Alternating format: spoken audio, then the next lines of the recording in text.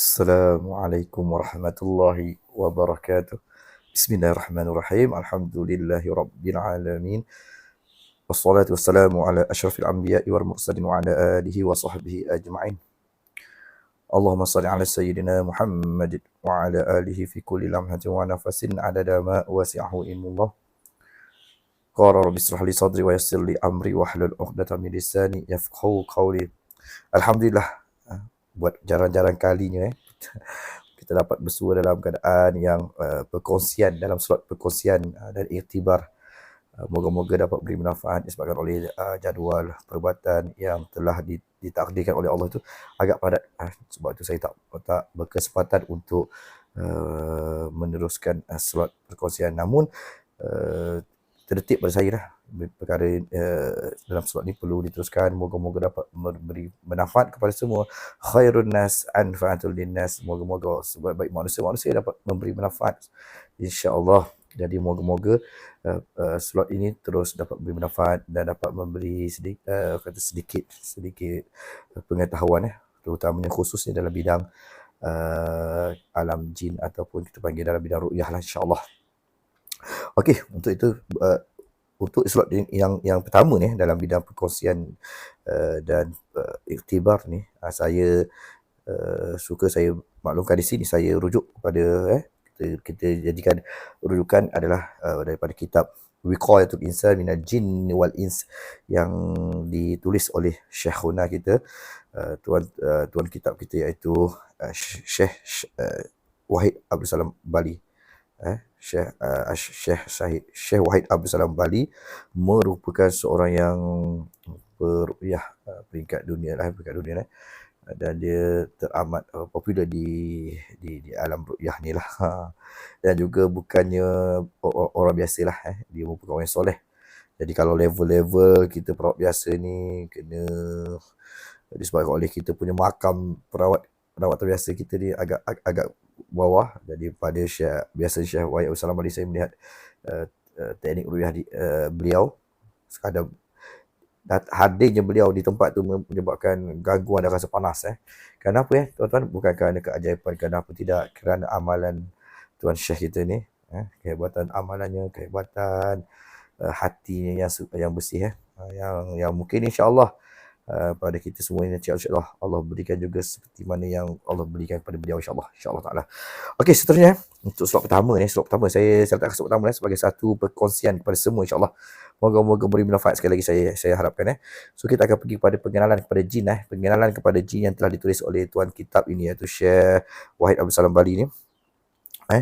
Yang dia letakkan pada chapter yang pertama itu adalah beriman kepada yang gaib. Itu dah tentu. Dalam buku iman pun kita ada perkara benda begini. Dan salah satu perkara yang gaib itu tidak lain tidak bukanlah kewujudan jin lah. Salah satu perkara yang gaib, perkara yang gaib yang tak nampak di mata, yang pasti kena percaya. Tuan-tuan dan puan-puan, antum semua macam itulah. Yang pasti kita kena percayalah kewujudan jin ini. Seperti mana kewujudan elektrik, elektrik yang kita tak nampak tapi kita tahu, kita rasa, dan kita pun takut. Jadi insya-Allah di sini dia diberi tajuk sebuah hakikat. Kewujudan jin itu sebuah hakikat ataupun khurafat. Jadi jelas dalam surah Al-Baqarah ayat 1 hingga 3 dah menerangkan tentang perkara-perkara gaib ini. Jadi sebagai rujukan ni boleh kita rujuk kepada surah Al-Baqarah ayat 1 hingga 3.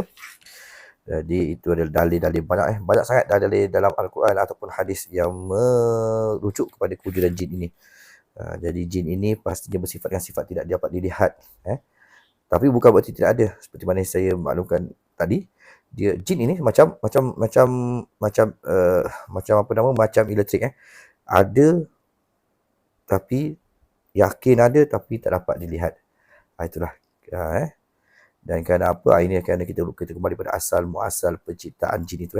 Jadi asal kewujudan jin itu seperti manusia juga. Manusia berasal pada atuk nenek moyang kita dulu, Nabi Adam dan juga nenek Hawa. Jadi berasal dia yang dijadikan oleh Allah melalui beberapa jenis-jenis tanah. Kemudian tapi wujud kita tidaklah dalam keadaan seperti tanah. Begitu juga dengan jin, yang mana banyak dalil mengatakan jin ini dijadikan oleh Allah daripada api-api, dan dikatakan juga oleh api tu, sepanjang api tu dijadikan oleh Allah di hujung api, lidah api tu. Yang menyebabkan dia sangat panas, menyebabkan sangat panas. Kewujudan jin itu walaupun dia berasal daripada ujung nyaraan api tu yang amat panas, dia tidaklah zahir dalam keadaan yang macam itu.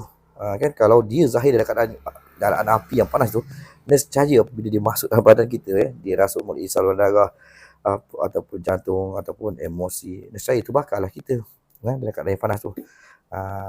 Itu kewujudan jin yang sama macam manusia juga, dijadikan daripada asas yang dulunya berbeza daripada apa yang wujudnya sekarang. Dan jelas banyak dalilnya, dan dikatakan antaranya adalah sabda Rasulullah sallallahu alaihi wasallam, inna aduwallahi iblis jaa'a bisyihabin min naril liyaj'alahu fi wajhi.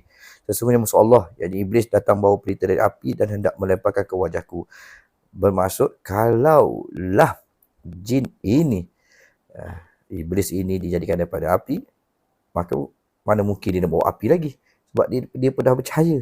Itu dalil-dalil yang mengatakan asal jin ini atau iblis ini, asal jin ini daripada api, tapi tidaklah dalam kewujudan api. Dan andai kata satu lagi dalil yang mengatakan yang jin ini bersifat dengan bukan lagi sifat api pada suatu hari itu, pada suatu hari. Ini hadis daripada Imam Nasai, daripada Imam Nasai, isnadnya sahih menurut syarat Imam Bukhari. Maka pada saat Rasulullah melaksanakan solat, tiba-tiba datanglah setan menghampiri baginda. Maka beliau membantingnya, lalu mencekiknya.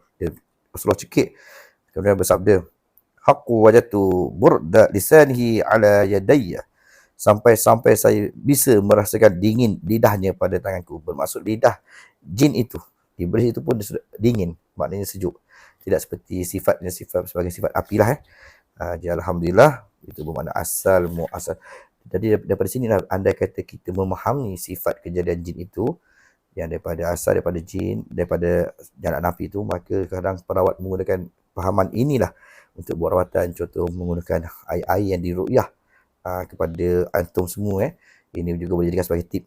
Anda kata ada kerasukan ke apa, boleh gunakan air sebagai ruqyah. Air yang diruqyah tu sebagai senjata ataupun sebagai bahan rawatan.